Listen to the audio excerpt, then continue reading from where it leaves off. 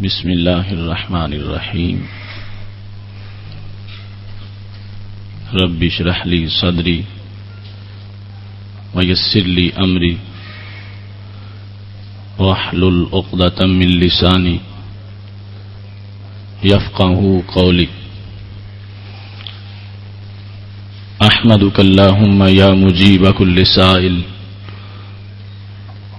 والصلاة والسلام على من هو أفضل الوسائل وعلى آله وأصحابه ذوي الفضائل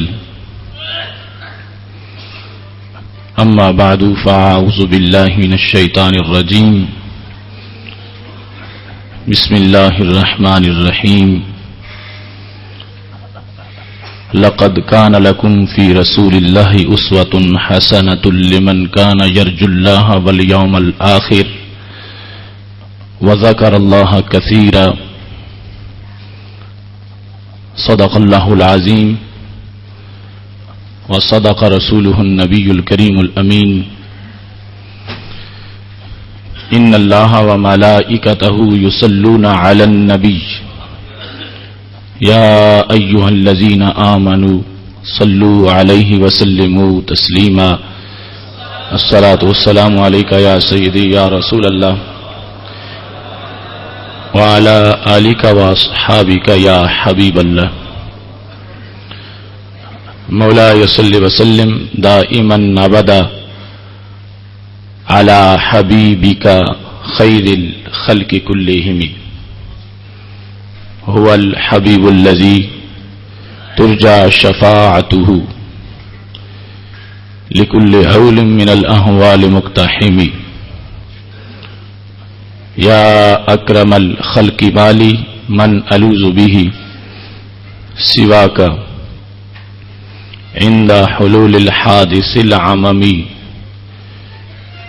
ربی صل وسلم دائما ابدا علی حبیبک خیر الخلق کلہم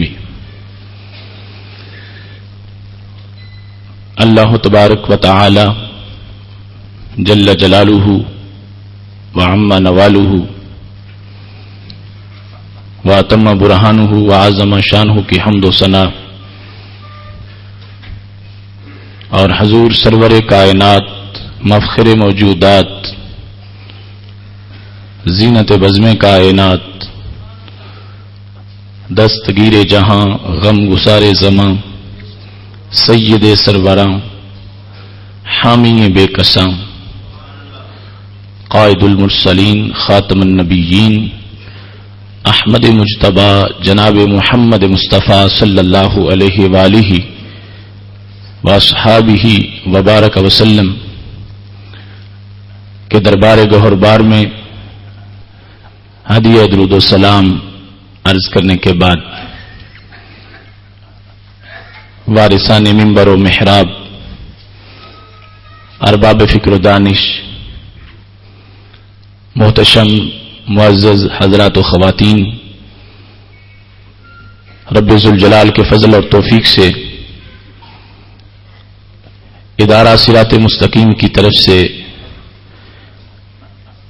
فہم دین کورس کے 17ویں سبق میں آج ہم کو شرکت کی سعادت حاصل ہو رہی ہے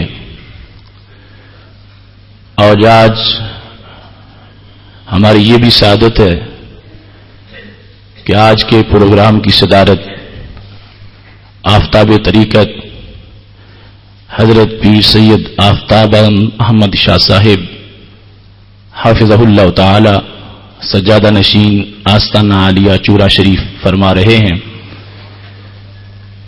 آج کا موضوع بھی بہت اہم موضوع ہے، اسوہ حسنہ اور فیشن پرستی۔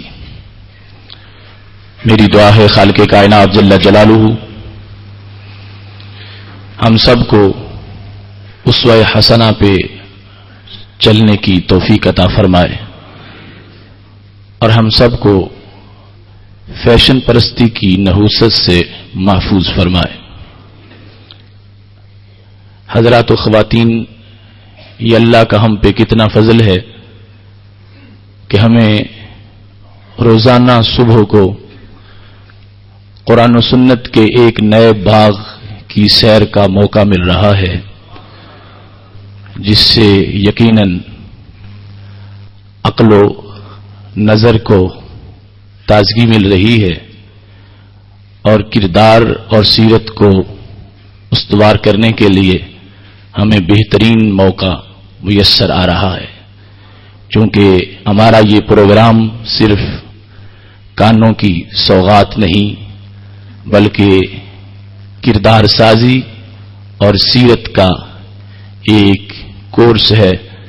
میری دعا ہے خالق کائنات جل جلالہ ہمیں اس موسم بہار میں حقیقی مقاصد عطا فرمائے اور ہمارے دل میں تقوی کا معیار بلند فرمائے۔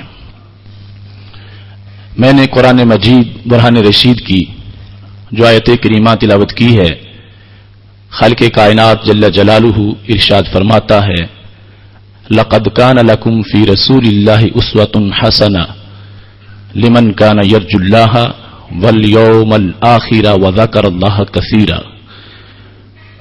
Undoubtedly, for you have best in following of messenger, for him who hopes for God and for the last day and remembers Allah very much۔ خالق کائنات جل جلالہ کا فرمان ہے، یقیناً تمہارے لیے رسول اکرم صلی اللہ علیہ وآلہ وسلم کی زندگی میں بہترین نمونہ ہے۔ کس کے لیے؟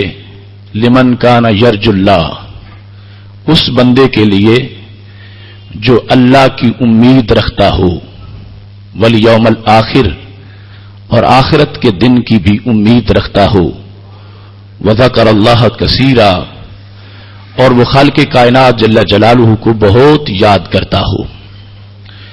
قرآن مجید کی یہ آیا جو سورہ احزاب کی آیت نمبر 21 ہے، اس میں بڑی جامعیت کے ساتھ مسلم امہ کے لیے جو سوز دروں ہے اور نسخہ کیمیا ہے اس کا ذکر کر دیا گیا ہے۔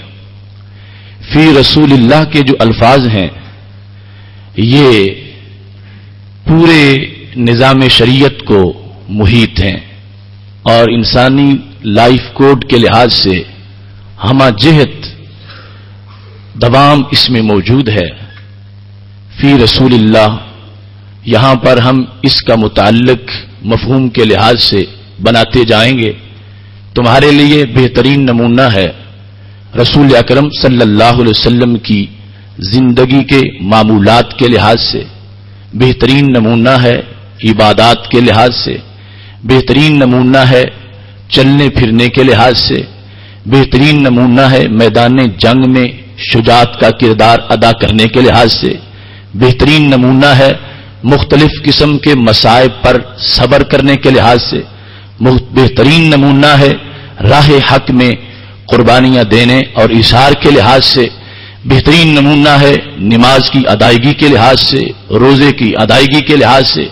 تو فی رسول اللہ کا متعلق نحو کے لحاظ سے ہم بناتے جائیں گے تو اس کے لحاظ سے اسلام کی تمام تر تعلیمات سمٹ کے اسی ہی ایک آیت کے اندر آ جائیں گی، اور اس سے یہ واضح ہو رہا ہے کہ خالق کائنات جل جلالہ نے رسول اکرم صلی اللہ علیہ وسلم کو کتنا عمدہ اسوہ حسنہ دیا ہے، اور آپ کا نقش قدم اس کے اندر کتنی وسعتیں ہیں کہ خالق کائنات جل جلالہ نے کسی شخص کے لیے بھی کوئی ایسی پیاس نہیں چھوڑی کہ جس سے ضرورت ہو اور اسوہ حسنہ اس کی ضرورت کو پورا نہ کرے، جس کو تڑپ ہو اور اسوہ حسنہ میں اس کی تڑپ کا کوئی علاج موجود نہ ہو۔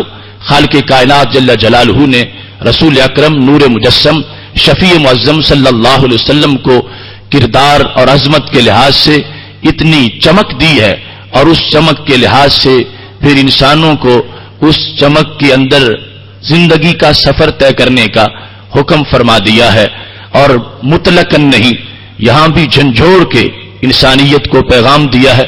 حالانکہ پہلے یہ کہہ دینا کافی تھا لقد کان لکم کہ یقیناً تمہارے لیے ہے. اب لکم کے بعد خالق کائنات جل جلالہ نے فرما عام لوگوں کے لیے نہیں، خاص لوگوں کے لیے جو دائرہ اسلام میں آ گئے. اس سے پہلے تو ان کو اسلام کی دعوت دی جا رہی ہے. جو اسلام میں آئے گا پھر اسوہ حسنہ اپنائے گا.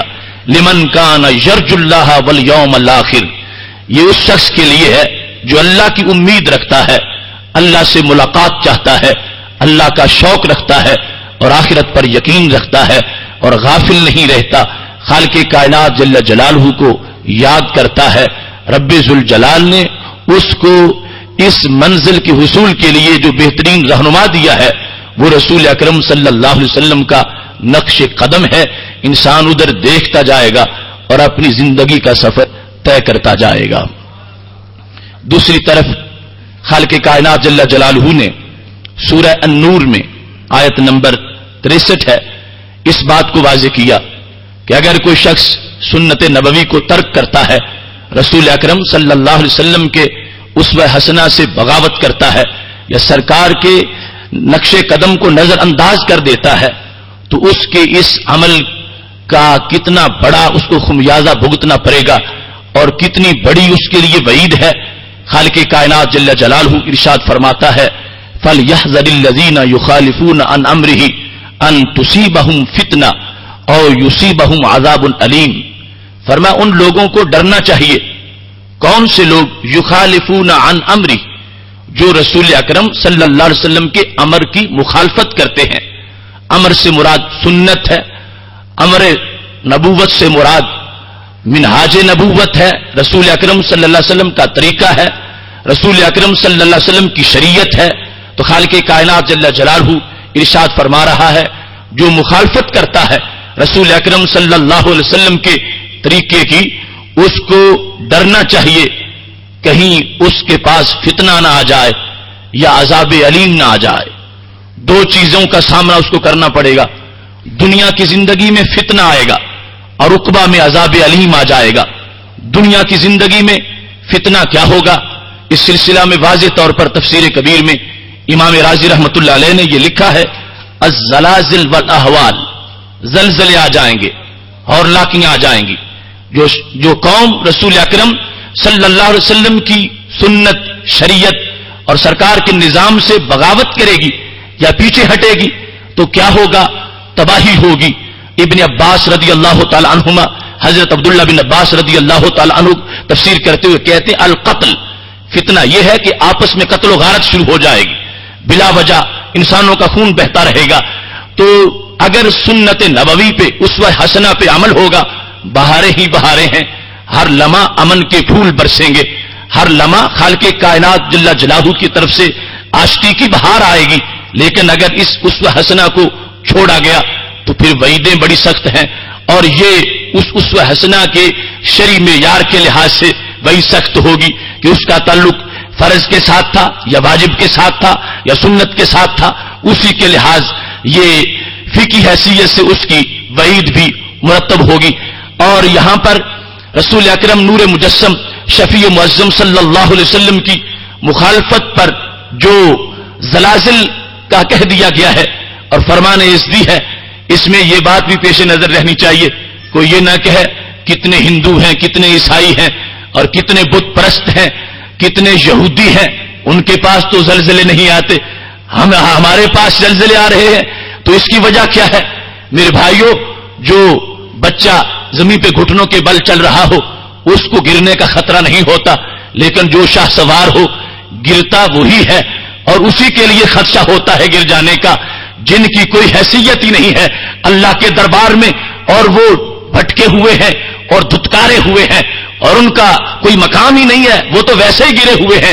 یہ اصل میں جو بات کھینچی جاتی ہے تو ان کی کہ جن کا کوئی مرتبہ ہے، جن کی کوئی حیثیت ہے اور جن کو کوئی مرتبہ دینے کا اعلان کر رکھا ہے. تو لہذا خالق کائنات جل جلالہ فرما رہا ہے اگر تم نے مان کر بھی میرے محبوب علیہ السلام کی سنت سے سرکشی کی اور ان کے دین اور ان کے نظام کو پس پش ڈال دیا اور فیصلے تم نے غیروں سے کروانا شروع کر دیے، تو پھر جان لو ان تصیبہم فتنہ او یصیبہم عذاب علیم، دنیا میں ایسا فتنہ آ جائے گا اور آخرت میں عذاب علیم کا سامنا کرنا پڑ جائے گا. لہذا امن دنیا میں بھی اس کا ہے اور آخرت کا امن بھی اسی لحاظ سے ہے کہ رسول اکرم صلی اللہ علیہ وسلم کے اسوہ حسنہ کو اپنے نفس کی چاہت اور خواہش پر مقدم کیا جائے اور زندگی کے ہر میدان کے اندر نبی اکرم صلی اللہ علیہ وسلم کی سنت اور آپ کے نظام کا جھنڈا بلند کر دیا جائے. رسول اکرم نور مجسم شفیع معظم صلی اللہ علیہ وسلم نے خود اس بات کی جب وضاحت کی، بخاری و مسلم میں یہ حدیث صحیح موجود ہے اور کتنا خوبصورت انداز ہے ہمارے محبوب علیہ السلام کا. آپ نے ایک غیر محسوس چیز کو محسوس چیز کے ساتھ تشبیہ دے کر واضح کر دیا کہ میری سنت کی حیثیت تم میں کیا ہے، اور جو سنت اور اس حسنہ کو سن کے عمل کرتا ہے وہ کس طرح ہلاکت سے بچ جاتا ہے، اور جو عمل نہیں کرتا اور اپنی چلاتا ہے، جب اس کے سامنے قرآن مجید کی بات آتی ہے یا سنت نبوی کی بات آتی ہے تو وہ اپنی خواہش کی بات سامنے لے آتا ہے اور ضدی بنتا ہے، ہٹ دھرم بنتا ہے، حق سن کر بھی حق پر عمل نہیں کرتا. اس کی حیثیت کیا ہے؟ میرے نبی علیہ الصلوۃ والسلام فرماتے ہیں مثل ما بعثنی اللہ بہ کمثل رجل اتی قوما فقال انی رأیت الجیش بعینی. فرمایا میری مثال اور میری شریعت کی مثال اور میرے امت کی مثال، امت دعوت اور امت اجابت کیا ہے؟ فرمایا یوں سمجھو کہ جس طرح کوئی نذیر عریان ہوتا ہے، نذیر عریان جو دو ٹوک لفظوں میں ڈراتا ہے، کس طرح وہ قوم کے پاس پہنچ کے کہتا ہے انی رأیت الجیش بعینی، میں سنی سنائی نہیں کر رہا، میں نے اپنی آنکھوں سے دیکھا ہے ایک بہت بڑا لشکر تم پہ حملہ کرنے کے لیے آ رہا ہے، اور اس کے آنے سے پہلے پہلے اپنا بندوبست کر لو. اگر وہ لشکر پہنچ گیا اور تم یہاں موجود ہوئے، وہ کچھ کو قتل کر دے گا، کچھ کو قیدی بنا لے گا، تمہاری عزتیں لوٹ لے گا اور وہ تمہیں ذلیل و رسوا کرے گا. لہذا میرا کام تھا تم کو اطلاع دینا، میں نذیر عریان ہوں، آنکھوں سے دیکھ کے آیا ہوں، لشکر آ رہا ہے اور اس کے آنے سے پہلے پہلے اپنا بندوبست کر لو. رسول اکرم نور مجسم شفیع معظم صلی اللہ علیہ وسلم فرماتے ہیں جس وقت وہ نذیر عریان اعلان کرتا ہے فن نجا ان نجا، بچ جاؤ لوگوں بچ جاؤ، بڑا زبردست لشکر حملہ کر رہا ہے. اب آگے لوگ جو سن رہے ہیں ان کی دو قسمیں ہوتی ہیں، طائفۃ من قومہ فادلجوا فانطلقوا علی مہلہم فنجوا. کچھ لوگ تو ڈر گئے واقعی اور انہوں نے فیصلہ کر لیا کہ بندہ بھی سچا ہے، اس کی زبان سے صداقت نکلتی ہے، یقین سچی بات کر رہا ہے، تو فوراً اندھیرے میں ہی رات کو نکل جانا چاہیے. اگر لشکر آ گیا اور صبح کے وقت ہم پکڑے گئے تو ہم رسوا ہو جائیں گے. انہوں نے نذیر عریان کی بات کو مان لیا تو فوراً رات کو ہی نکل گئے. رسول اکرم صلی اللہ علیہ وسلم فرماتے ہیں نجو، نجات پا لی انہوں نے، عزت بچ گئی، جان بچ گئی، وہ محفوظ ہو گئے اور اس نذیر عریان کی خبر کا ان کو حقیقت میں فائدہ پہنچ گیا. لیکن دوسری طرف ایک طبقہ کیسا ہے؟ فرمایا کذبت طائفہ، اس نے جھٹلا دیا، کہنے لگا یہ تمہاری باتیں سچی نہیں ہیں، بس تم تو دھمکیاں دیتے رہتے ہو اور ڈراتے رہتے ہو، کوئی لشکر نہیں آ رہا، ہمیں چین سے سونے دو، چین سے بیٹھنے دو، رات کا وقت آرام کا ہے اور تم ہمارے آرام میں خلل ڈال رہے ہو، ہم رات کدھر جائیں؟ انہوں نے اس نذیر عریان کی بات پر کوئی توجہ نہیں کی. تو میرے محبوب علیہ السلام فرماتے ہیں اصبحوا مکانہم، جب صبح ہوئی تو اسی گاؤں میں ابھی موجود تھے جہاں ڈرایا گیا تھا کہ نکل جاؤ لشکر کے آنے سے پہلے، وہی موجود رہے. فصبحہم الجیش، صبح ہوئی تو لشکر بھی آ گیا. کیا ہوا؟ اہلکہم واجتاحہم، اس لشکر نے حملہ کر دیا، ان کی گردنیں اتار دی، ان لوگوں کا خون بہا دیا، ان کو نیست و نابود کر دیا، ان کو تباہ و برباد کر دیا. فرمایا جیسے وہ نذیر عریان آیا تھا اور اس نے ایک قوم کو بتایا تھا اور ایک لشکر کی خبر دی تھی اور کچھ نے مانا تھا کچھ نے نہیں مانا تھا، جنہوں نے مانا تھا وہ بچ گئے تھے اور جنہوں نے نہیں مانا تھا وہ ناکام ہو گئے. فرمایا میری امت اور انسانیت تم اس لشکر کو نہیں دیکھتے جو میں نے اپنی آنکھوں سے دیکھا ہوا ہے، وہ جہنم کی آگ کا ایندھن، وہ لشکر آئے گا تمہیں پکڑ کر جہنمی بنا دے گا اور جہنم کے شعلوں میں تم جلتے رہو گے. میں تمہیں ڈرانے آیا ہوں، اپنی آنکھوں سے میں نے سب کچھ دیکھا ہوا ہے، اور میں تمہیں بتا رہا ہوں میری بات مانو تو کامیاب ہو جاؤ گے، شیطان سے بچ جاؤ گے، شیطان کے پنجوں کے اسیر نہیں بن سکو گے، اور اگر میری بات نہیں مانو گے شیطان کے چیلے بن جاؤ گے، شیطانی لشکر آ جائے گا، تمہیں قیدی بنا لے گا، زندگی بھر چھوٹ نہیں سکو گے، تمہیں رسوا کر دے گا۔ اب جو شخص رسول اکرم صلی اللہ علیہ وسلم کی اس دعوت کو سن کر فوراً محتاط ہوا کہ بولتے ہیں تو سچ بولتے ہیں، ان کی زبان سے ہمیشہ صداقت نکلتی ہے، اور پھر واضح بتا رہے ہیں کہ میں نے آنکھوں سے لشکر کو دیکھا ہے اور وہ آ رہا ہے، وہ شہوت کا لشکر ہے، وہ خواہش کا لشکر ہے، وہ معصیت اور عصیاں کا لشکر ہے، وہ اللہ کے دربار سے بغاوت کا لشکر ہے، وہ انسانی شیطانیت کے وساوس کا لشکر ہے۔ بندو میں نے تمہیں اپنی شریعت کا حصار دے دیا ہے، اپنی سنت کا قلعہ دے دیا ہے، چلو میری سنت کے قلعے میں داخل ہو جاؤ، چلو میرے اسلام کے دائرے میں آ جاؤ۔ فرمایا جس نے سنا اور میری بات کو مان لیا اس نے باقی سب کام چھوڑ کے میری شریعت کو اپنا لیا، میرے طریقے پہ آ گیا، میرے نقش قدم پہ آ گیا۔ فرمایا وہ تو اس لشکر سے بچ گیا، زندگی بھر آزاد گزارے گا، غلام نہیں ہوگا، اگرچہ بالکل فقیر سا ہو وہ زمانے کا سب سے بڑا امیر قرار پائے گا، اور زندگی چین سے گزرے گی اور عقبہ بھی چین سے اس کو میسر آ جائے گی۔ اور فرمایا جس نے میری بات کو سن کے یہ سنی نہ سنی کر دی اور میری بات سن کر وہ ڈرا نہیں ہے، وہ شخص جس نے میری بات کو سن کر اس سے فوراً اس کے رونگٹے کھڑے نہیں ہوئے، اور جو میں نے ڈرایا تھا کہ دنیا کی محبت کا حملہ ہو جائے گا، شہوت اور خواہش کا حملہ ہو جائے گا، جہنم کے وساوس کا حملہ ہو جائے گا، اس نے سنا نہیں، کہنے لگا میں خود بہتر جانتا ہوں، مجھے پتا ہے کہ زندگی کیسے گزاری جاتی ہے، میں اپنے نفع نقصان کو خود جاننے والا ہوں۔ اس نے جب نقش قدم کی طرف نہیں دیکھا، اس حسنہ کو نہیں دیکھا، میرے محبوب علیہ السلام فرماتے ہیں وہیں بیٹھا رہا اپنے سودی کاروبار میں، وہیں بیٹھا رہا اپنی ناجائز تجارت میں، وہیں بیٹھا رہا اپنے دوستوں کی انجمن میں، وہیں بیٹھا رہا اور یعنی فحاشی کے ماحول میں، وہیں بیٹھا رہا۔ وہ ترک سنت کے انداز کے اندر لشکر آ گیا، شیطان نے پکڑ لیا، ذلیل و رسوا بنا دیا، زندگی بھر اسی دائرے کے اندر رہے گا، جب سانس نکلے گی جہنم اس کے استقبال کے لیے ہوگی۔ میرے محبوب علیہ الصلوۃ والسلام نے چند جملوں کے اندر ایک جامع صورتحال، ایک محسوس چیز کے ساتھ تشبیہ دے کر اس غیر محسوس عمل کو جو سنت کی حکمت ہے، جو سنت کا فائدہ ہے، جو نقش قدم کی برکت ہے اور جو اسوہ حسنہ کا اثار ہے، اس کو محبوب علیہ الصلوۃ والسلام نے بیان کر کے قیامت تک کے لیے اپنی امت کو شمع نور عطا فرما دی ہے۔ اب اس کی ہر جہت گھنٹوں بحث کی متقاضی ہے، لیکن اس وقت چونکہ ہمارا مخصوص محدود ٹائم ہے، ہم گفتگو کو مزید تھوڑا سا اس انداز میں آگے بڑھانا چاہتے ہیں کہ رسول اکرم نور مجسم شفیع معظم صلی اللہ علیہ وسلم ارشاد فرماتے ہیں، اور یہ فرمان بھی ہمارے لیے محاسبہ کے لیے کافی ہے۔ فرمایا ما من نبی بعثہ اللہ فی امت قبلی الا کان لہ من امتہ حواریون، مجھ سے پہلے جتنے بھی نبی آئے ہیں ان کی امتوں میں ان کے حواریون ہوتے تھے۔ لفظ حواری کا مطلب ہے خالص پکا امتی، ان کے مخلص امتی ہوتے تھے۔ وہ اصحاب یاخذون بسنتی، اور ایسے اصحاب ہوتے تھے ان پیغمبروں کے جو ہمیشہ ان کی سنت پہ عمل کرتے تھے۔ تو کیا ہوا؟ یقتدون بامری، ان کے امر کی اقتدا کرتے تھے۔ ثم انہا تخلف من بعدہم خلوف، جب وہ لوگ چلے گئے بعد میں نئی نسلیں پیدا ہوں۔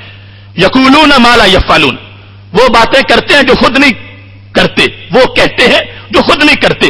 وَيَفْعَلُونَ مَا لَا يُؤْمَرُونَ، اور وہ کرتے ہیں جس کا شریعت نے حکم ہی نہیں دیا۔ ایسی نسلیں، ایسی قومیں بعد میں ہوتی رہیں۔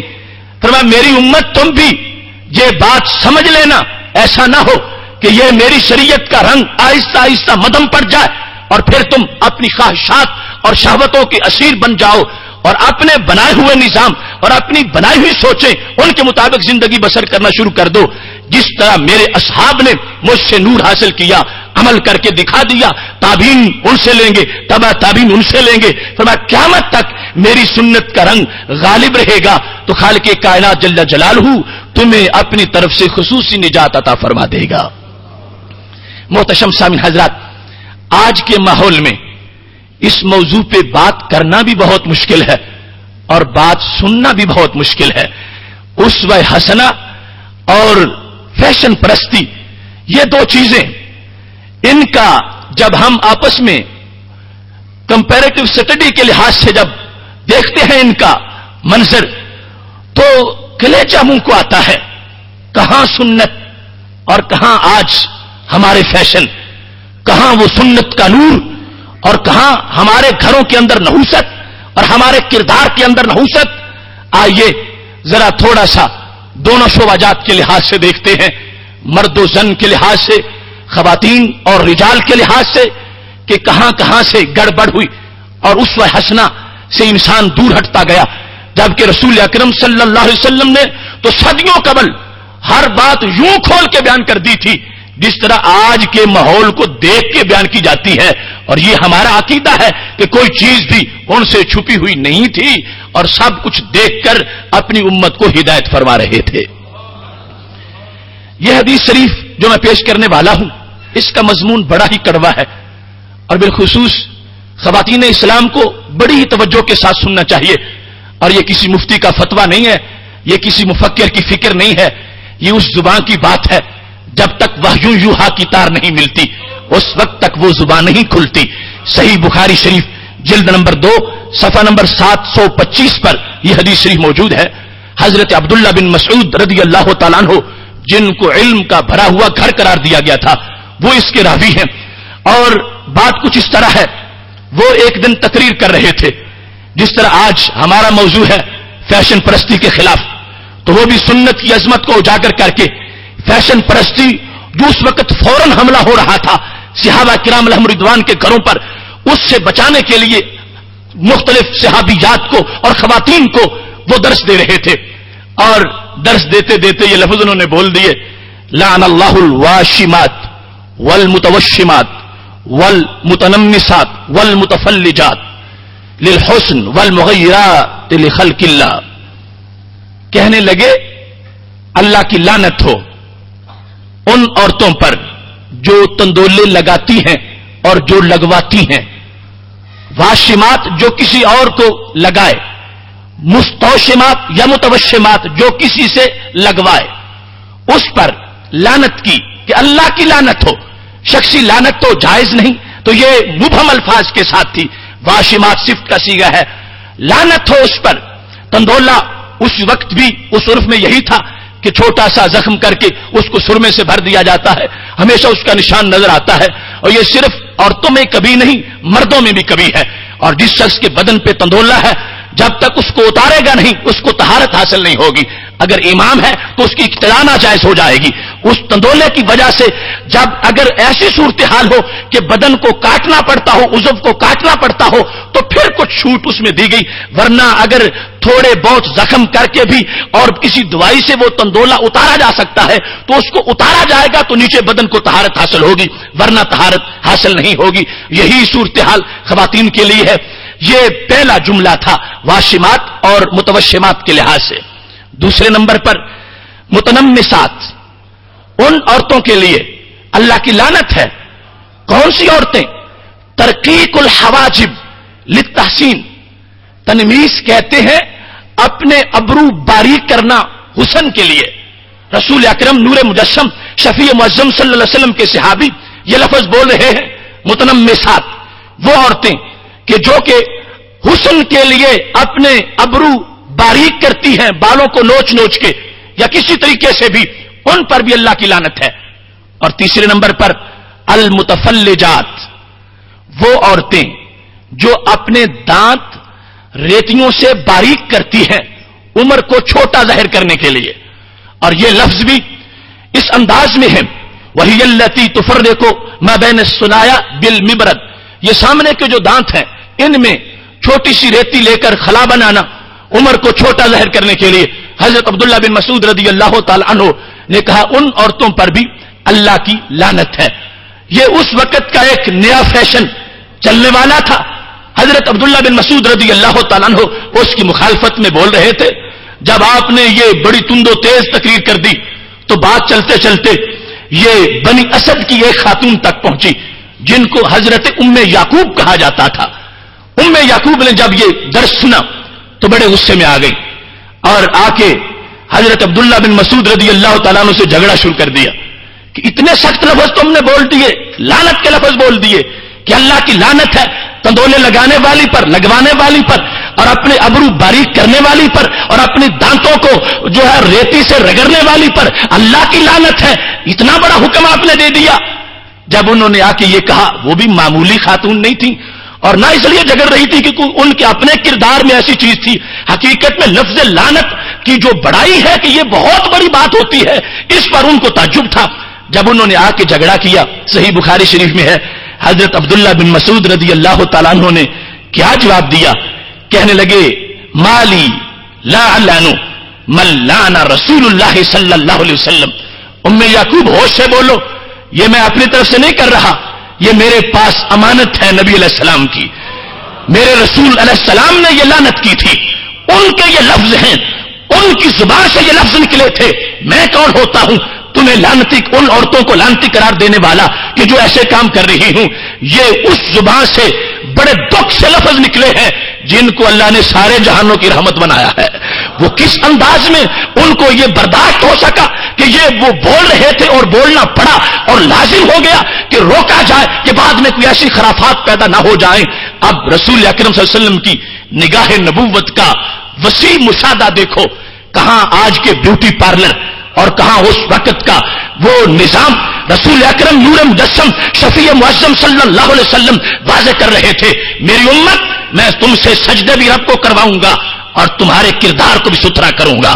مجھے یہ برداشت نہیں ہے کہ تمہارے کردار اور تمہاری سیرت کے اندر فیشن آ جائے اور جس کی وجہ سے تمہارے معاملات بگڑ جائیں۔ نہیں، میں نے تو ہر لمحہ تمہارے لیے رو رو کے دعائیں رحمت کی ہیں، لیکن اگر میری سنت کو چھوڑ کے تم نے فیشن کو گلے لگا لیا تو اسی زبان سے میں اس لعنت کا اعلان کر رہا ہوں کہ جو میری سنت کو ترک کر کے ایسے کاموں میں پڑ جائے گا، خالق کائنات ناراض ہو جائے گا اور اس کی ناراضگی اسی لعنت کی شکل میں ظاہر ہو جائے گی۔ اب دیکھیے کہاں یہ معاملات اور کہاں آج کی عورت کا فیشن۔ دختر اسلام کو سوچنا چاہیے کہ اس نے کلمہ اسلام پڑھا ہے تو کس بنیاد پر کہ میں اپنی چاہت کو اپنے رب کی چاہت کے تابع کروں گی، میں اپنی خواہش کو اپنے نبی علیہ السلام کی سنت کے تابع کروں گی، جو ہمارے محبوب علیہ السلام کو پسند ہے وہی ہمیں پسند ہوگا، جو چادر زہرا رضی اللہ تعالی عنہا کی حقیقت ہے وہی ہمیں میسر آ جائے گی۔ یہ کردار ہونا چاہیے ایک اسلامی خاتون کا۔ جس وقت حضرت عبداللہ بن مسعود رضی اللہ تعالی عنہ نے ام یعقوب کو یہ کہا، ام یعقوب میں کیوں نہ لعنت کروں اس پر جس پر اللہ تعالیٰ کے رسول علیہ السلام نے لعنت کی ہے؟ تو کہنے لگی عبداللہ بن مسعود قرآن مجھے بھی آتا ہے، کہاں اللہ نے لعنت کی ہے، کہاں رسول اکرم صلی اللہ علیہ وسلم نے لعنت کی ہے؟ تو حضرت عبداللہ بن مسعود بھی تو فقیہ تھے صحابہ میں سے، کہنے لگے کیا تم نے قرآن پڑھا ہے، تمہیں قرآن آتا ہے؟ یقیناً ان کا بڑا اونچا مقام ہوگا فقاہت قرآن کے لحاظ سے حضرت ام یعقوب کا، لیکن جب صحابہ میں سے جن کو فقاہت کا تاج پہنایا گیا تھا حضرت عبداللہ بن مسعود رضی اللہ تعالی عنہ کہنے لگے لقد قرأتے، کیا تم نے قرآن پڑھا؟ کہنے لگے قرأت ما بین اللوحین، میں جو دو گتوں کے درمیان قرآن ہے سارا مجھے آتا ہے، تفسیر مجھے آتی ہے، سب کچھ مجھے آتا ہے۔ فرمانے لگے لئن قرأتی ہے وجدتی ہے، اگر تم پڑھتی تو تمہیں ضرور پتا چلتا تم نے لفظ پڑھا ہے، تم نے روح کو حاصل نہیں کیا۔ قرآن مجید میں تمہیں یہ نظر نہیں آیا ما آتاکم الرسول فخذوہ وما نہاکم عنہ فانتہوا، کہ جو اللہ کے نبی دیں وہ لے لو اور جس سے روکیں وہ رک جاؤ اس سے۔ تو اگرچہ یہ آیت یہ مستقل عورتوں کے بارے میں یہ لفظ قرآن میں نہیں ہے، لیکن اس کو ماننا قرآن کی طرح پڑے گا، اس واسطے کہ یہ فرمان صاحب قرآن کا ہے۔ رسول اکرم نور مجسم شفیع معظم صلی اللہ علیہ وسلم نے چونکہ لعن الواشمات کے الفاظ بولے ہیں، اس واسطے یہ اللہ کا فرمان ہے کہ جو یہ فرمائے وہ میری طرف سے حکم ہے، اس کو تم حاصل کرو، اس کو قبول کرو اور اس کے مطابق زندگی بسر کرو۔ فرمایا اس واسطے یہ قرآن مجید کا حصہ ہے جو میں نے فیشن پرستی کے خلاف عورتوں کے حقوق کے لحاظ سے بیان کر دیا ہے۔ ام یعقوب خود بھی سمجھ لو اور ساری خواتین کو بھی یہ مسئلہ سمجھا دو۔ یہاں سے یہ بات بھی ثابت ہوئی، جہاں آج ہم سنت پر عمل کے لحاظ سے بحث کر رہے ہیں وہاں سنت کی آئینی حیثیت بھی سامنے آ گئی۔ کچھ لوگ اس غلطی میں بھی مبتلا ہے کہ ہمارے لیے صرف قرآن کافی ہے، ہمیں سنت کی ضرورت ہی نہیں، اور صرف قرآن ہمارے لیے کافی ہے۔ اس قرآن نے ہی تو سنت کو لازم کر دیا ہے۔ یہ آئینی حیثیت ہے رسول اکرم نور مجسم شفیع معظم صلی اللہ علیہ وسلم کے فرمان کی کہ جس کو ماننا یہ قرآن کو ہی ماننا ہے۔ اور پھر اس کی تشریحات جس انداز میں آگے حضرت عبداللہ بن مسعود رضی اللہ تعالیٰ عنہ استدلال کر کے پیش کر رہے ہیں، یہ وہ نور ہے جو فقہا کو رب نے عطا فرمایا ہے۔ قرآن و سنت کے ساتھ جو فقہ کا تعلق ہے وہ بھی اس مقام سے ظاہر ہو رہا ہے کہ جس طرح بتدریج احکام ثابت ہوتے ہیں اور ان احکام کو امت کے لیے بیان کر دیا جاتا ہے۔ محتشم سامعین حضرات، خواتین کے لیے یہ حدیث بخاری ایک نہیں بہت زیادہ دیگر پہلو بھی ہیں، لیکن ٹائم کا اختصار ہے۔ روح میں یہ بات اتارنی چاہیے خواتین کو کہ یہ معاملات چھوٹے چھوٹے جن کو سمجھا جا رہا ہے، اور پتہ نہیں آج اس سلسلہ میں کتنی ترقی ہو گئی ہوگی، ہمیں خبر نہیں کہ اب اس سے آگے کیا کچھ ہوتا ہے۔ یہ معمولی جو بنیاد تھی اس پر جب لعنت کا حکم ہے تو آگے اپنے چہرے کے حسن کے لیے سرجری کروانا اور یہ وہ جو خرافات بن چکے ہیں، یہ سارے شریعت مطہرہ کے لحاظ سے کس قدر ناجائز ہے اور کس قدر خالق کائنات جل جلالہ کی لعنتیں اور پھٹکار برستی ہے اس پر کہ جو اگلے الفاظ ہیں محبوب علیہ الصلوۃ والسلام کے، المغیرات خلق اللہ، وہ جو اللہ کی بنائی ہوئی چیز کو بدلتی ہے۔ اللہ نے جو حسن دیا تھا، جو شکل دی تھی، جس طرح کا چہرہ دیا تھا، اس کو بدلنے کی کوشش کرتی ہے۔ رسول اکرم نور مجسم شفیع معظم صلی اللہ علیہ وسلم نے جامع الفاظ دے دیے جس سے قیامت تک کے مسائل کو نکالا جا سکتا ہے اور رہنمائی حاصل کی جا سکتی ہے کہ ہم نے جن کا کلمہ پڑھا ہے کیونکہ انہوں نے جنت لے جانے کا خود ذمہ بھی اٹھایا ہوا ہے، تو پھر زندگی یوں گزارنی پڑے گی جس کو دیکھ کے ان کو خوشی محسوس ہو رہی ہو۔ اور یاد رکھیں، معاملہ صرف خواتین کے لحاظ سے ہی نہیں، یقیناً آج بھی اس دور میں وہ عظیم خواتین ہمارے معاشرے میں موجود ہیں جن کو اللہ نے سنت نبوی پر عمل کرنے کی جرأت عطا فرما رکھی ہے اور اس سلسلہ میں وہ کردار ادا کر رہی ہے، اور جن میں کمزوری ہے ان کو اس پیغام سے روشنی حاصل کرنی چاہیے۔ اور آج وقت ہے، توبہ کر لیں گی تو باہر آ جائے گی، وہ گناہ سارے جو پہلے تھے وہ ایک آنکھ کا ایک آنسو جب ٹپکے گا اللہ کے خوف سے وہ ساری سیاہیاں دور ہو جائیں گی اور خالق کائنات نیا نور عطا فرما دے گا۔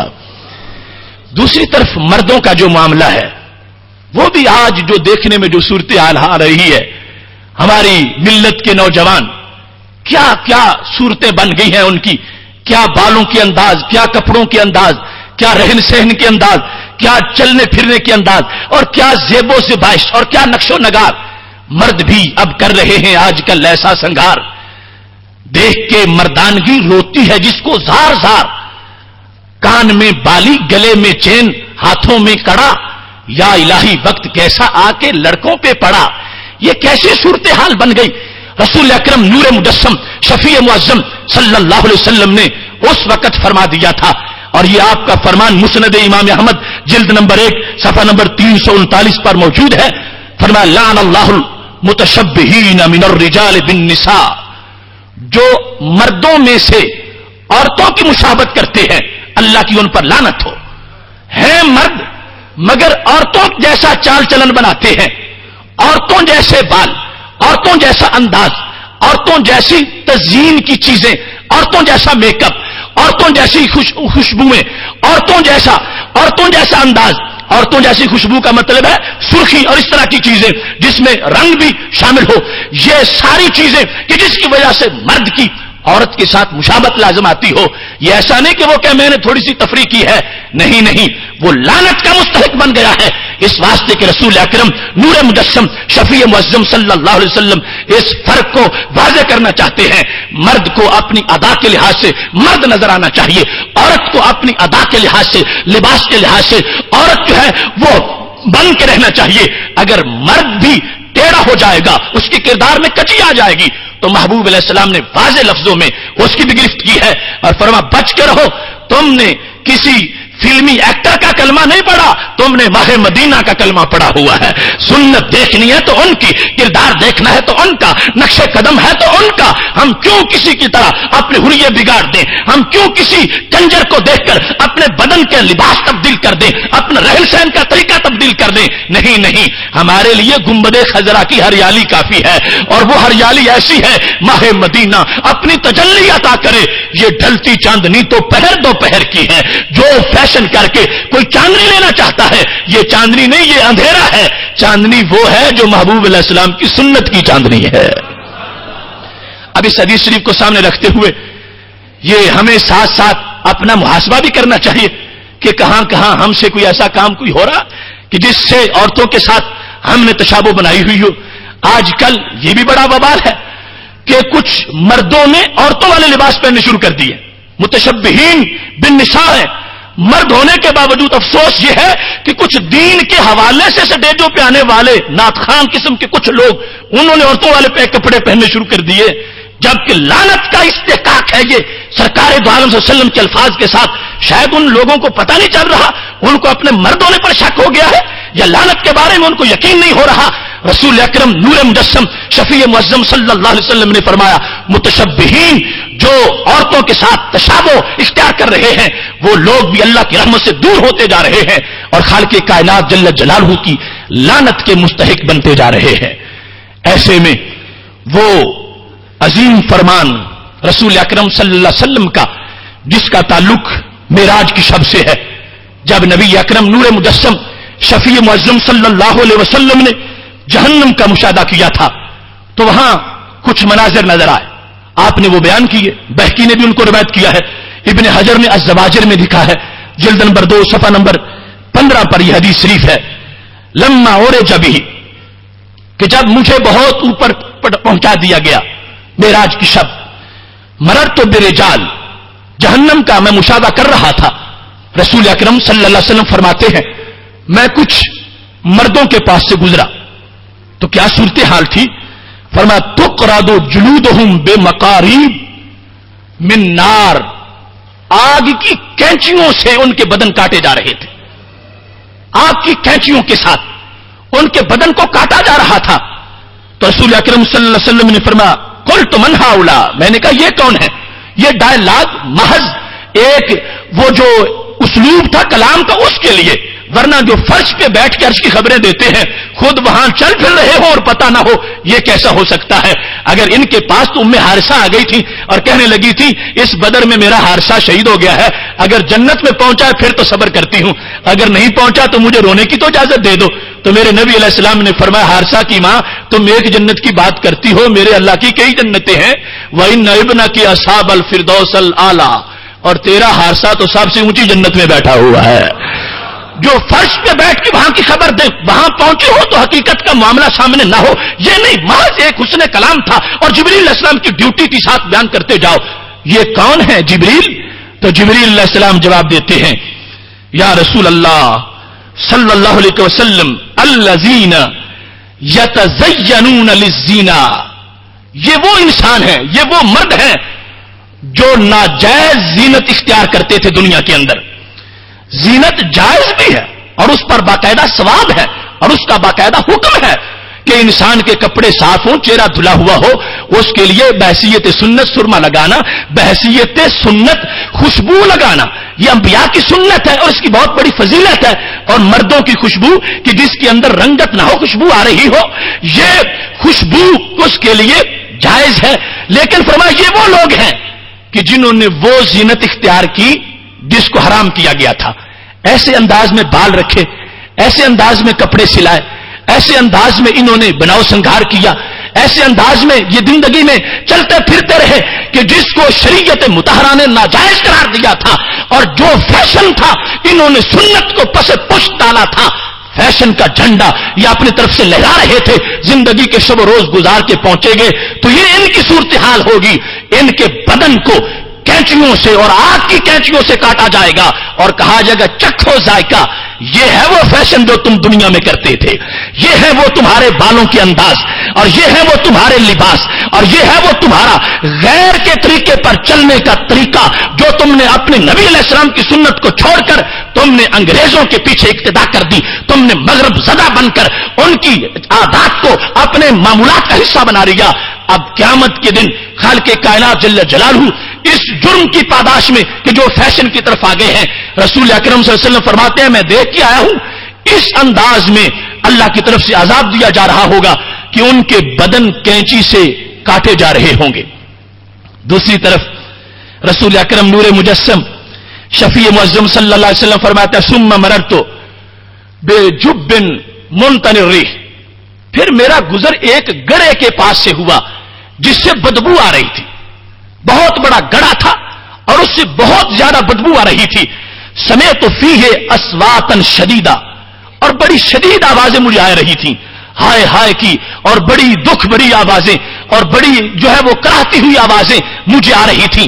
میں نے پوچھا من ہؤلاء، جبریل یہ کون ہے؟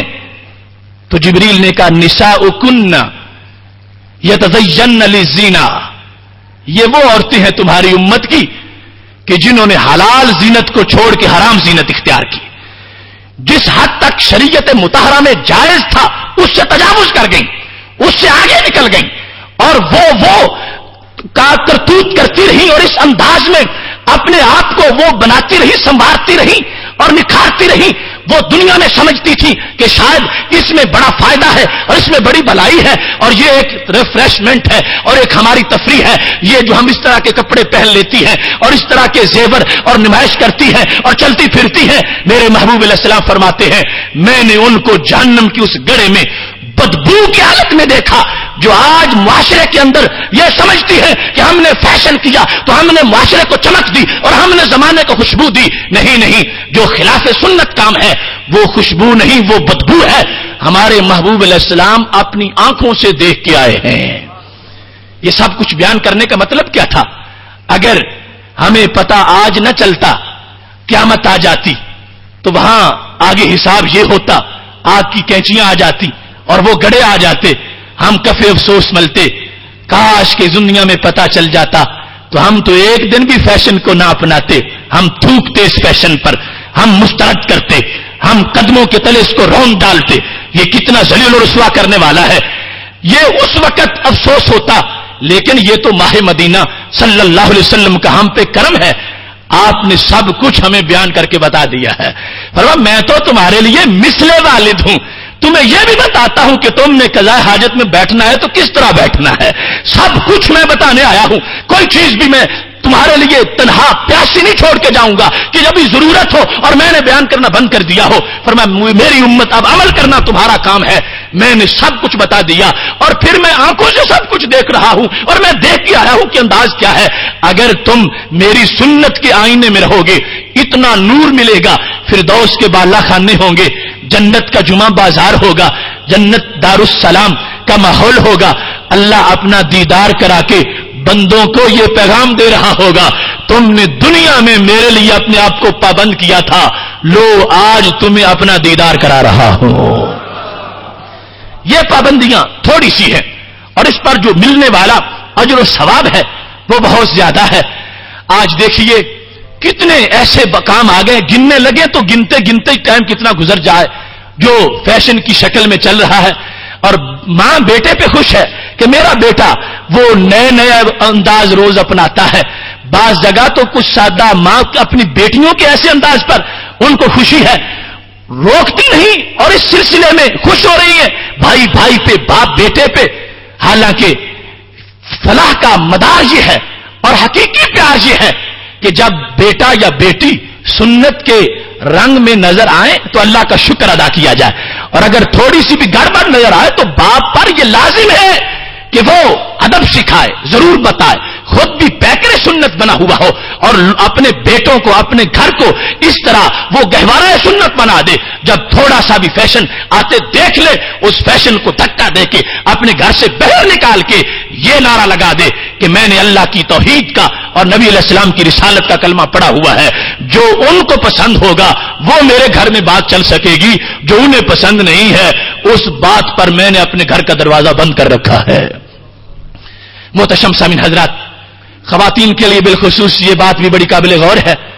معراج کی شب رسول اکرم صلی اللہ علیہ وسلم ایک جگہ سے گزرے، اس کو ابن کثیر نے البدایہ کی جلد نمبر 4 صفحہ نمبر 652 پر روایت کیا ہے۔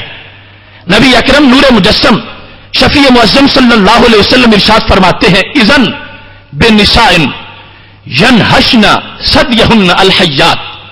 بڑی نایاب چیز ہے. محبوب علیہ السلام فرماتے ہیں میں اچانک کچھ عورتوں کے پاس سے گزرا, ان کے پستان پر سانپ ڈس رہے تھے اور سانپ نوچ رہے تھے ان کے گوشت کو, پستانوں پر سانپ چمٹے ہوئے تھے. قلت ما بال ہؤلاء, میں نے کہا ان کا کیا جرم ہے ان عورتوں کا کہ سانپ اور اتنے زہریلے جہنم کے سانپ ان کے بدن کے ایسے نازک حصے کے ساتھ چمٹے ہوئے ہیں. تو جواب دیا کہ ہؤلاء اللاتی یمنعن اولادہن البانہن, یہ وہ ہیں جو اپنے بچوں کو اپنا دودھ نہیں پلاتی تھیں. یمنعن اولادہن البانہن, کیا کیا معاملہ ہے وہ جو ہمارے نبی علیہ السلام نے بیان نہ کیا ہو. اگر کمی ہے تو ہمارے عمل میں, ادھر سے تو کوئی کمی نہیں ہے. تیری نظر خارزار شب میں گلاب تحریر کر چکی تھی, اجاڑ نیندوں کے خواب میں انقلاب تحریر کر چکی تھی.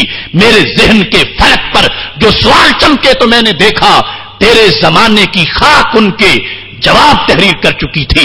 یہ نیڈو کے ڈبے تو آج بننے تھے مگر نگاہ نبوت نے فیصلے پہلے فرما دیے تھے. محبوب علیہ الصلوۃ والسلام نے واضح کر دیا اور جو منظر تھا بیان کر دیا کہ کوئی ماں یہ معمولی جرم نہ سمجھے کہ اس نے دودھ ہوتے ہوئے اپنے بچے یا بچی کو جو دودھ نہیں پلایا تو اس نے کتنا بڑا جرم کیا ہے. میرے محبوب علیہ السلام فرماتے ہیں میں نے سانپ دیکھے وہ ڈس رہے تھے اور امت کو بتا اس لیے دیا کہ میری امت کی کوئی خاتون ایسا کام نہ کرے ورنہ ایسا خمیازہ اس کو بھگتنا پڑے گا. اب کیا اپنے ننھے منھے پھول جیسے بیٹے کا منہ اچھا ہے یا جہنم کے سانپوں کے ڈنگ اچھے ہیں؟ ان خواتین کے لیے آج یہ مثل راہ ہے. محبوب علیہ الصلوۃ والسلام کا فرمان کہ مختلف لوگوں کے تبصرے اور مختلف مغرب زدہ خواتین کی باتیں ان کے چکروں میں ہرگز نہ آئیں. جو محبوب علیہ الصلوۃ والسلام نے بہار عطا فرمائی ہے یہ وہ بہار ہے جو دنیا کی بھی بہار ہے اور عقبہ کی بھی بہار ہے. رسول اکرم نور مجسم شفیع معظم صلی اللہ علیہ وسلم کا مردوں سے خطاب, دونوں طرف کی ایک ایک بات سامنے رکھ رہا ہوں اور یہ ہمارا مشترکہ سبق ہے اور یہ ہماری روح کا پیغام ہے. یہ حدیث شریف طبرانی کی جلد نمبر 11 صفحہ نمبر 123 پر ہے. رسول اکرم نور مجسم شفیع معظم صلی اللہ علیہ وسلم فرما رہے تھے قص الشوارب واف اللحا, اپنی داڑیاں بڑھاؤ اور مونچھیں پست کرو. ولا تمشوا فی الاسواق الا وعلیکم الوزر, بازاروں میں چلتے ہوئے جنگیے پہن کے یا چھوٹے نکر پہن کے نہ نکلو, پورا بدن گھٹنے ڈھانپے ہوئے ہونے چاہیے. علیکم الوزر, بازاروں میں یوں چلو کہ یہ گھٹنے چھپے ہوئے ہوں.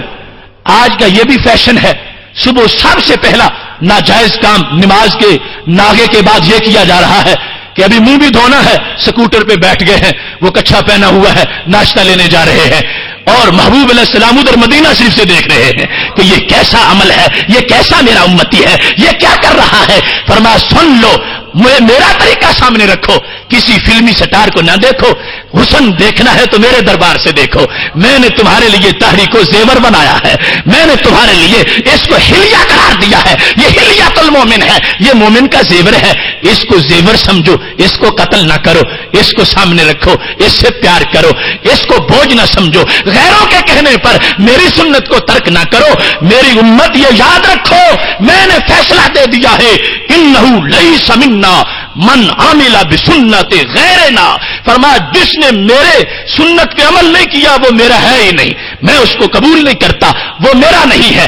جس نے میری سنت پہ عمل نہ کیا, عامل بسنت غیرنا, ہمارے غیر کے طریقے پہ چلا, ہمارے دشمن کے طریقے پہ چلا, یہودی کے طریقے پہ چلا, عیسائی کے طریقے پہ چلا اور وہ غیروں کی بات پہ چلتا رہا. محبوب علیہ الصلوۃ والسلام فرماتے ہیں میرا اس سے کوئی تعلق نہیں ہے, میں اس سے بیزاری کا اعلان کر رہا ہوں. مسلسل ان لفظوں کے بعد یہ فرما دیا جس میں فرمایا تھا داڑھی بڑھا لو, مونچھیں پست کر لو اور بازاروں میں یہ اس انداز میں نہ چلو کہ گھٹنے ننگے ہوں. اور یہ اس کے مسلسل بعد یہ فرما دیا انہ لیس منا من عمل بسنت غیرنا, وہ میرا نہ بنے جو میری سنت پہ عمل نہیں کرتا. کیوں وہ دعوے کرتا ہے میرے بارے میں کیوں میرا بن کے اعلان کر رہا ہے؟ میرا وہی بن کے اعلان کرے جو میری سنت پہ عمل کرنے والا ہے، اور جو عمل کرنے والا ہوگا فرمایا اب اس کو ضرورت نہیں کہ وہ یہ کہتا رہے کہ وہ میرا ہے، میں خود کہوں گا کہ یہ میرا بن چکا ہے۔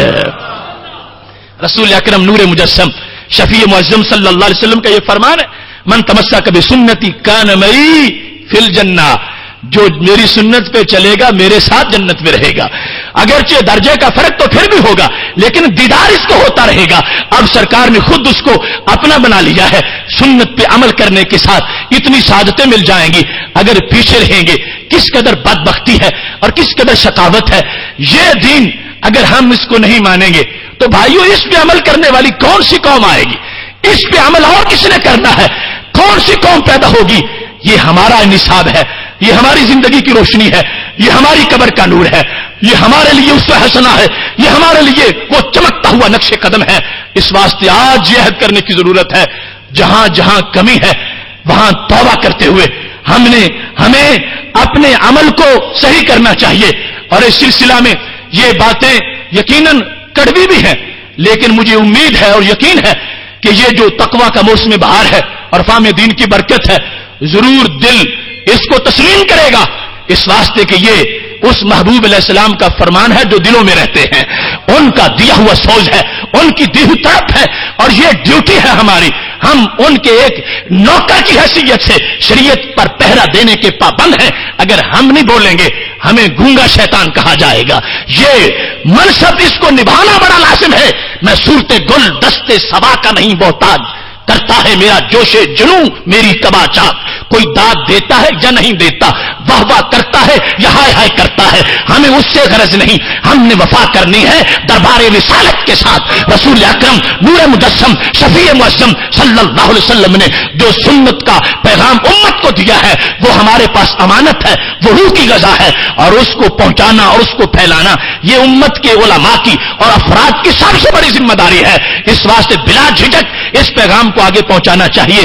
جب پہنچے گا تو تبدیلی آئے گی، ضرور اصلاح ہوگی۔ یہ چیز ایسی نہیں کہ جس کو ذہن قبول نہ کرے اور باغی بن جائے، نہیں نہیں، خدا کی قسم ہے اس سے ضرور انقلاب برپا ہوتا ہے۔ ہمارے پاس سینکڑوں مثالیں ایسی ہیں، یہی باتیں مجرموں کو محرم بناتی رہی، انہی سے کانٹے گلاب بنتے رہے اور انہی سے ذرے آفتاب بنتے رہے، انہی کی وجہ سے کائنات میں صبح نور کے اندر چراغا ہوتا رہا، اور میرے محبوب علیہ الصلوۃ والسلام کا یہ فرمان آج ہمیں سہارا دے رہا ہے۔ رسول اکرم صلی اللہ علیہ وسلم فرماتے ہیں، الترغیب جلد نمبر 1 صفحہ نمبر 80 پر یہ حدیث شریف ہے، من تمسک بسنتی عند فساد امتی فلہ اجر 100 شہید۔ فرمایا جس نے فساد امت کے وقت میری سنت کا جھنڈا بلند کر دیا، خود عمل کیا اور لوگوں کو عمل کی دعوت دی، جس نے سنت کو زندہ کیا، میرے نبی علیہ السلام فرماتے ہیں اس کے 100 شہید کا ثواب دیا جائے گا۔ لہذا کتنا آسان سا کام ہے، اپنے بدن پر سنت کا راج، اپنے گھر میں سنت کا راج، اپنے دوستوں میں سنت کا راج، اپنی بزم میں سنت کا راج، اپنے محلے میں سنت کا راج، اپنے ملک میں سنت کا راج، یہ سوسائٹی میں سنت کا رنگ، کتنی برکتیں آ جائیں گی۔ ایک سنت زندہ کرو گے 100 شہید کا ثواب پا جاؤ گے۔ ایک بار شہید ہونا ہی بڑی بات ہوتی ہے، لیکن یہ سنت کا نور ہے کہ خالق کائنات جل جلالہ جس کی وجہ سے بندے کو اتنی بلندی دیتا ہے کہ ایک عمل پر اس کو 100 شہید کا ثواب عطا فرمایا جا رہا ہے۔ محتشم سامعین حضرات، اب اس مشترکہ ذمہ داری کی بات کرتا ہوا گفتگو کو ختم کرتا ہوں۔ جس وقت رسول اکرم صلی اللہ علیہ وسلم یہ فرما رہے تھے کہ وہ پہلی امتوں میں بھی انبیاء آئے تو ان کے کچھ حواریون بنے، انہوں نے عمل کیا، بعد میں آگے لوگ بگڑ گئے، انہوں نے ان کی سنت کو چھوڑ دیا۔ فرمایا میرے صحابہ یہ بات آگے پہنچا دو، اگر میری امت کے اندر ایسا وقت آ جائے تو جو اس وقت لوگ نیک ہوں گے ان کا کردار کیا ہونا چاہیے؟ جب لوگ ڈوب رہے ہیں فیشن میں، بے حیائی میں، اوریانی میں، فحاشی میں، بے پردگی میں، حرام خوری میں، حرام کاری میں، تو ایسے میں میری امت کے صلحاء کا کردار کیا ہونا چاہیے؟ کیا ان کو کہیں چپ ساتھ کے کسی گوشے میں بیٹھ جانا چاہیے یا کچھ کردار ادا کرنا چاہیے؟ میرے محبوب علیہ السلام فرمانے لگے، فمن جاہدہم، اس نے ان کے ساتھ جہاد کیا، بے یدی فہوا مومن۔ جب میری سنت کو مٹا کر فیشن کو کو بڑھایا جا رہا ہوگا، جو اس وقت اپنے ہاتھ سے جہاد کرے گا وہ بھی مومن ہے. ومن جاہدہم باللسان، جو اپنی زبان سے جہاد کرے گا فہو مومن، وہ بھی مومن ہے. ومن جاہدہم بقلبی، اور جو دل سے ان فیشن پرستوں سے نفرت کرے گا وہ بھی مومن ہے. اگرچہ پہلا مومن بڑے درجے کا، دوسرا اس سے چھوٹے درجے کا، اور تیسرا سب سے چھوٹے درجے کا. اور اس کے بعد میرے محبوب علیہ السلام فرمانے لگے وَلَيْسَ وَرَاءَ ذَلِكَ مِنَ الْإِيمَانِ حَبَّةُ خَرْدَلٍ، چوتھا درجہ کوئی نہیں. فرمایا اس کے بعد جو شخص نہ ہاتھ سے فیشن کے خلاف جہاد کرتا ہے اور نہ ہی سنت کے تارکین کے خلاف اپنی زبان سے جہاد کرتا ہے اور نہ ہی اپنے دل سے ان کو برا سمجھتا ہے اور ملامت کرتا ہے، فرمایا لیس وراء ذلک حبۃ خردل من الایمان. اب اس بندے کے دل میں جس کو یہ تینوں حالتیں حاصل نہیں، میرے نبی علیہ السلام فرماتے ہیں رتی بھر بھی ایمان اس کو میسر نہیں ہے. لیس وراء ذلک، تین صورتیں ہیں، یا تو ہاتھ سے یا زبان سے یا پھر دل سے. اگر ان میں کچھ بھی نہیں، فرمایا وہ پھر مومن کس چیز کا ہے؟ ہماری شریعت کا مذاق اٹھایا جا رہا اور ہمیں اس کے تقویٰ کی ضرورت کیا ہے؟